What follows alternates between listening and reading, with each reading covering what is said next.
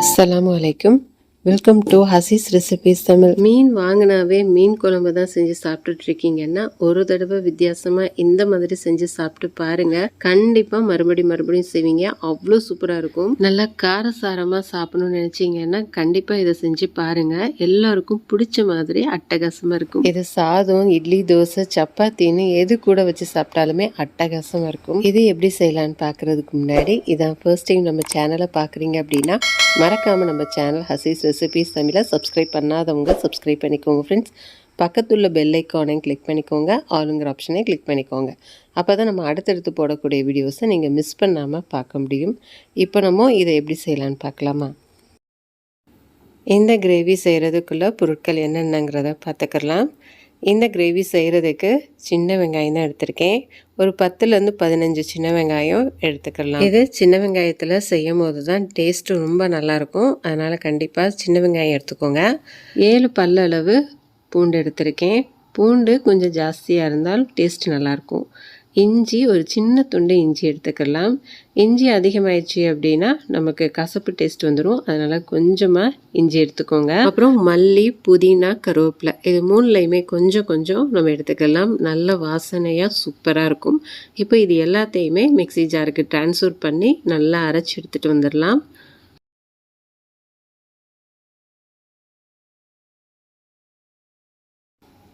இப்போது நல்லா அரைச்சி எடுத்தாச்சு.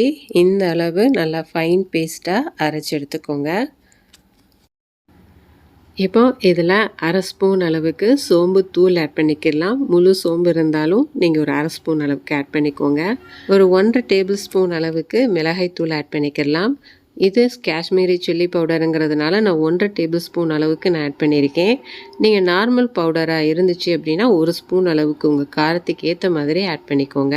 இப்போ 1 டேபிள் ஸ்பூன் அளவுக்கு தேங்காய் எண்ணெய் ஆட் பண்ணிக்கலாம்.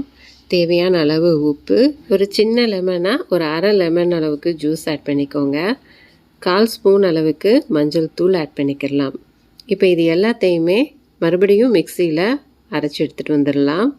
இப்போ நம்ம சேர்த்துருக்க இந்த மசாலா எல்லாமே ஒரு 4 பீஸ் அளவுக்கு மீனுக்கு தான் நான் ஆட் பண்ணியிருக்கேன். நம்ம அதிக குவான்டிட்டி பண்ணும் போது அதுக்கேற்ற மாதிரி அளவுகளை அதிகப்படுத்திக்கோங்க.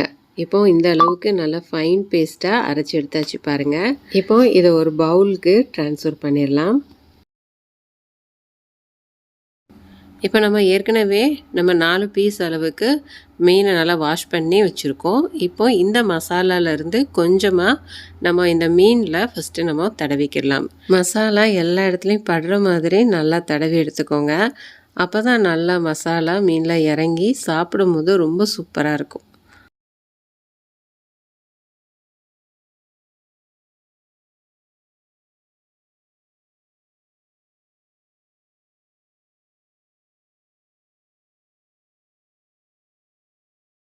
இப்போ மசாலா சூப்பராக தடவியாச்சு.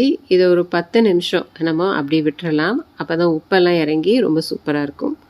10 நிமிஷத்துக்கு அப்புறமேலு நம்ம எண்ணெய் நல்லா சூடு பண்ணி இப்போ இந்த மீனை பொரிச்சு எடுத்துக்கலாம். உங்களுக்கு டைம் இருந்தது அப்படின்னா 1/2 மணி நேரம் கூட அப்படி விட்டுருங்க. டேஸ்ட் இன்னும் நல்லாயிருக்கும். இதை நம்ம அதிக நேரம் பொரிக்க தேவையில்லை. நம்ம லேசாக மட்டும் பொரிச்சு எடுத்தால் போதும். இப்போ இந்த சைடு வெந்துருச்சு. நம்ம மறு சைடு நம்ம திருப்பி விட்டுக்கலாம். இப்போ 2 சைடுமே மீன் நல்லா சூப்பராக வெந்துருச்சு. இப்போ இதை நம்ம பிளேட்டுக்கு ட்ரான்ஸ்ஃபர் பண்ணிடலாம்.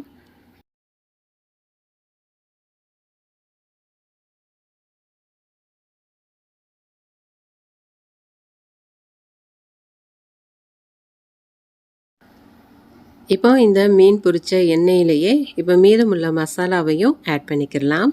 காரசாரமாக சுல்லுன்னு சாப்பிட்ணுன்னு நினச்சிங்க அப்படின்னா இதை கண்டிப்பாக ட்ரை பண்ணி பாருங்கள். விட மாட்டீங்க, அடிக்கடி செய்வீங்க. இப்போ இதை நல்லா மிக்ஸ் பண்ணி விட்டுக்கலாம். ஃப்ளேமை நல்லா லோ ஃப்ளேமில் வச்சுக்கோங்க. இது லோ ஃப்ளேம்லேயே குக் பண்ணும்போது தான் டேஸ்ட் இன்னும் நல்லாயிருக்கும்.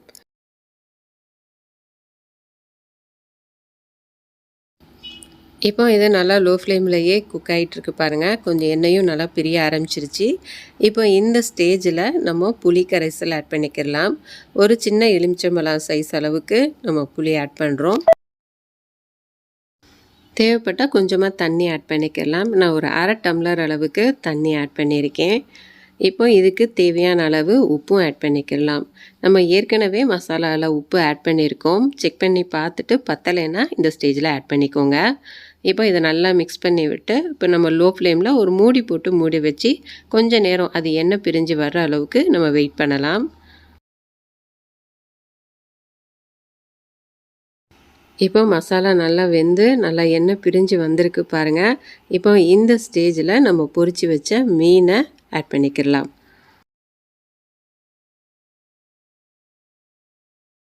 இது அதிக நேரம் குக் பண்ணணுங்கிற அவசியம் இல்லை. நம்ம ஏற்கனவே மீனை பொரிச்சு தான் வச்சுருக்கோம்.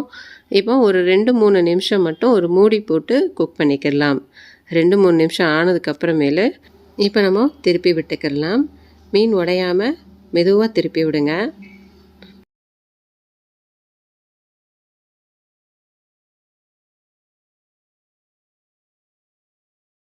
மறுபடியும் ஒரு 2 நிமிஷம் நம்ம லோ ஃப்ளேம்லேயே குக் பண்ணிக்கலாம். இப்போ ஒரு மூடி போட்டு ஒரு 2 நிமிஷம் மட்டும் நம்ம அப்படியே விட்டுறலாம். நல்லா குக் ஆகட்டும். 2 நிமிஷம் ஆயிடுச்சு. இப்போ நம்ம ஓப்பன் பண்ணி பார்க்கலாம். அவ்வளோதான், நம்மளுடைய மீன் மசாலா கிரேவி சூப்பராக ரெடி ஆயிடுச்சு. பார்க்கும்போதே சாப்பிடணும் போல் இருக்குல்ல.